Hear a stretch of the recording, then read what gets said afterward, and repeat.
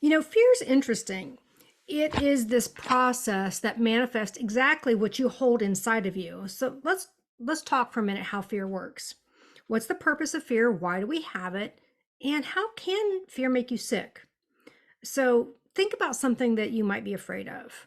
This could be a phobia, maybe fear of the unknown, or maybe something that frightened you as a child, like a clown, and you've carried that through into your adulthood, which can also become a phobia. Now, also, like if someone you cared about died, you might be afraid of what killed them. So if they died in a car accident, you might be scared to get behind the wheel. If they died from a short illness, you might worry that you might get that same illness and take a lot of extra steps to keep yourself protected. So let's talk about the brain for a minute. The brain is just like a computer. In fact, it is a computer. It does nothing but process information. In fact, everything that you've experienced so far in life, it's processed it. It's filed it all away, just like a hard drive on your computer, organizing all of it. So if you are then triggered again in the future, your brain searches the database right away for a similar experience. And since your brain's job is to keep you safe, it's going to send you this warning, and you will start to get this unpleasant feeling somewhere in your body. For me personally, I always feel that in my stomach or in my gut. So let's say as a child, this is a good example. You rode on an elevator with your mom, and on this particular day, the elevator started moving as usual, but then you heard this odd sound and felt the elevator jerk to a stop. You were stuck inside this elevator until somebody could come and fix it. And as a child, you were crying and afraid. Part of you felt imprisoned, hot, suffocated, even though maybe those weren't the words you put to it. As a child, it's how you felt. It's the feelings. So while you were trapped inside this elevator, maybe you heard the elevator music. Maybe you smelled the cologne of the gentleman standing next to you. Maybe you actually saw a panicked look on your mom's face.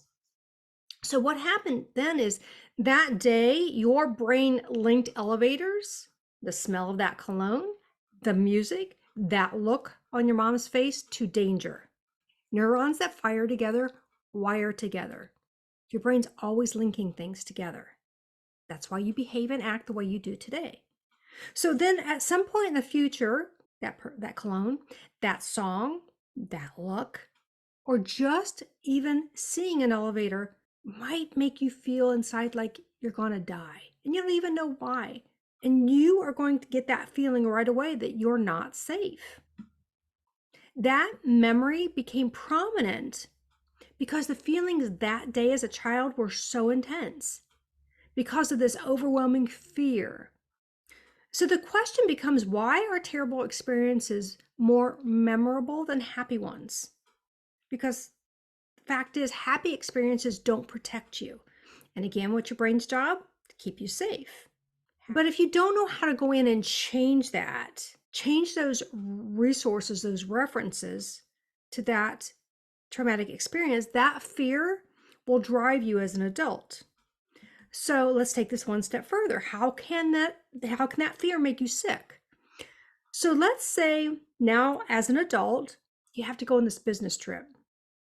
And you have to take an elevator to get to your hotel room, maybe also the conference room.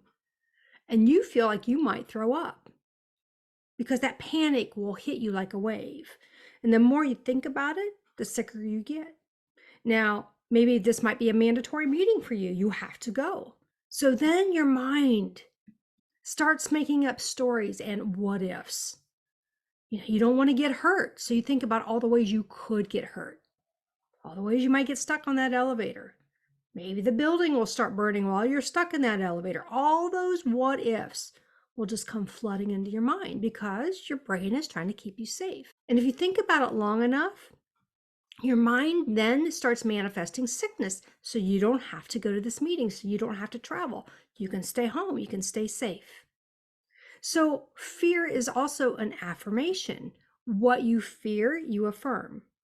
And the more you think about it, You read stories about it, you focus on it, you Google it, you watch TV about it. The bigger it will get until it is so overwhelming that it's taken over your entire life. And it becomes this never-ending loop, a vicious cycle in your life.